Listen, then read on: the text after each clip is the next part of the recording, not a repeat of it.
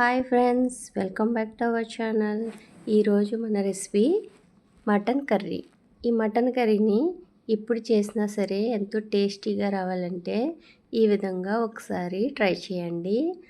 Mutton కర్రీని మనము కుక్కర్లోనే కాదు మామూలుగా కూడా చాలా ఈజీగా ప్రిపేర్ చేసుకోవచ్చు.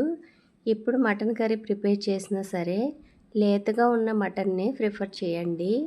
లేతగా ఉన్న మటన్ అయితే కర్రీ ఎంతో టేస్టీగా ఉంటుంది. ఇది చపాతీలోకే కాదు, రైస్లోకైనా పుల్కాలోకైనా ఎందులోకైనా సరే ఈ మటన్ కర్రీ ఎంతో టేస్టీగా ఉంటుంది. అది ఏ విధంగానో మనం ఇప్పుడు చూద్దాం. నేను ఈ మటన్ కర్రీ కోసం ఒక అరకిలో మటన్ని తీసుకున్నాను. ఈ మటన్ని వాష్ చేసుకుని ఇలా చిన్న చిన్న ముక్కలుగా కట్ చేసుకుని పక్కన పెట్టుకోవాలి. మటన్ కర్రీలోని ముక్కలు ఇలా చిన్న చిన్న పీసులుగా కట్ చేసుకోవడం వల్ల మటన్ తొందరగా ఉడుకుతుంది. తర్వాత కడాయి పెట్టుకుని ఆయిల్ వేసుకుని అందులో ఒక 2 బిర్యానీ ఆకులు వేసుకుని వేయించుకోవాలి. అందులోనే సన్నగా తరుక్కున్న పచ్చిమిర్చి ఒక 5-6 పచ్చిమిర్చి వేసుకుని వేయించుకోవాలి. ఇవి కొద్దిగా వేగిన తర్వాత సన్నగా తరిగి పెట్టుకున్న ఆనియన్స్ ఇందులో వేసుకుని వేయించుకోవాలి. 2 పెద్ద సైజు ఆనియన్స్ తీసుకుంటే సరిపోతుంది.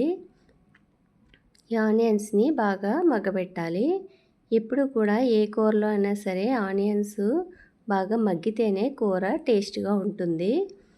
ఈ విధంగా ఆనియన్స్ వేగిన తర్వాత ఇందులోనే మనము ఒక పెద్ద సైజు టమాటాని తీసుకుని చిన్న చిన్న ముక్కలుగా కట్ చేసుకుని ఇందులో వేసుకోవాలి. టమాటా పేస్ట్ అయినా వేసుకోవచ్చు. నేనైతే ఇక్కడ ముక్కల్ని కట్ చేసి వేసుకున్నాను. ఈ టమాటా ముక్కల్ని 1 నిమిషం పాటు వేయించుకోవాలి. ఈ విధంగా ఆనియన్స్ టమాటా వేగిన తర్వాత ఇందులో మనం ముందుగా శుభ్రం చేసి పెట్టుకున్న మటన్ని ఇందులో వేసుకుని వేయించుకోవాలి. మటన్ కర్రీకి ఎప్పుడు కూడా కొంచెం ఆయిల్ ఎక్కువగానే పడుతుంది. ఆయిల్ ఎక్కువ వేసుకుని మటన్ మగ్గించుకోవడం వల్ల ఈ మటను ఎంతో సాఫ్ట్గా ముక్క మెత్తగా ఉడుకుతుంది. స్టవ్ని సిమ్లో పెట్టుకుని మటన్ని ఆయిల్లో ఒక 10 మినిట్స్ పాటు మగ్గబెట్టుకోవాలి. ఈ విధంగా ఆయిల్లో మటన్ మగ్గిపెట్టి కర్రీ ప్రిపేర్ చేసుకుంటే ఎంతో టేస్టీగా ఉంటుంది. కావాలంటే మీరు కూడా ఒకసారి ట్రై చేయండి. ఈ విధంగా మటన్ మగ్గిన తర్వాత అందులో 1 స్పూన్ అల్లం వెల్లుల్లి పేస్టు, అందులోనే 1 స్పూను గరం మసాలా వేసి పచ్చివాసన పోయే వరకు ఒక 2 మినిట్స్ వేయించుకోవాలి. మటన్ కర్రీలో ఈ అల్లం వెల్లుల్లి పేస్ట్ కొంచెం ఎక్కువే వేసుకోవాలి. ఇలా అల్లం వెల్లుల్లి పేస్ట్ ఇది పచ్చివాసన పోయే వరకు వేయించుకున్న తర్వాత ఇందులో మనం తినే కారానికి తగ్గట్టు కారం వేసుకోవాలి. మరి ఎక్కువ కారం వేయనవసరం లేదు. ఇందులోనే కొద్దిగా కల్లుప్పు వేసుకోవాలి. మటన్ కర్రీకి ఎప్పుడు కూడా కల్లుప్పునే ప్రిఫర్ చేయండి. ఎందుకంటే ఈ కల్లుప్పు వేయడం వల్ల మటన్ మెత్తగా ఉడికిపోతుంది. ఈ ఉప్పు కారం మటన్కి బాగా పట్టించి ఒకసారి కలుపుకుని ఈ విధంగా మిక్స్ చేసుకున్న తర్వాత ఇందులో 1 గ్లాస్ వాటర్ వేసుకోవాలి. మనం ముందుగానే ఆయిల్లో మటన్ మగ్గబెట్టాం కాబట్టి 1 గ్లాస్ వాటర్ అయితే సరిపోతుంది. ఈ విధంగా వాటర్ వేసిన తర్వాత స్టవ్ని హై ఫ్లేమ్లో పెట్టుకొని ఉడికించుకోవాలి. మూత పెట్టుకుని ఇది ఉడికేటప్పుడు ఇప్పుడు మళ్ళీ స్టవ్ని సిమ్లో పెట్టుకొని ఒక 15 మినిట్స్ పాటు కర్రీని ఉడికించుకోవాలి.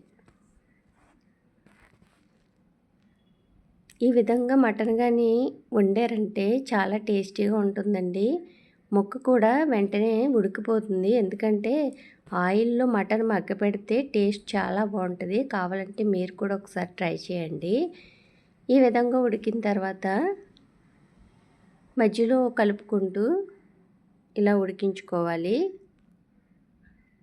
ఆయిల్ అంతా పైకి తేరితే మటన్ కర్రీ రెడీ అయిపోయినట్టే. అంతేనండి, ఎంతో టేస్టీగా ఉండే మటన్ కర్రీ రెడీ అయిపోయింది. ఇప్పుడు స్టవ్ ఆఫ్ చేసుకుని సర్వింగ్ బౌల్లో వేసుకుని సర్వ్ చేసుకోవడమే. ఈ మటన్ కర్రీ ఎందులో అయినా సరే టేస్ట్ చాలా బాగుంటుంది. రైస్లోకి కాదు, చపాతీ పుల్కా ఎందులోకైనా సరే మటన్ కర్రీ వేసుకు తింటే టేస్ట్ అదిరిపోతుంది. ఈ మెథడ్లో మీరు కూడా ఒకసారి మటన్ కర్రీ ట్రై చేసి చూడండి. చాలా సింపుల్ అండ్ ఈజీగా మటన్ కర్రీని ప్రిపేర్ చేసుకోవచ్చు. ఓకేనండి, please subscribe my channel. Thanks for watching.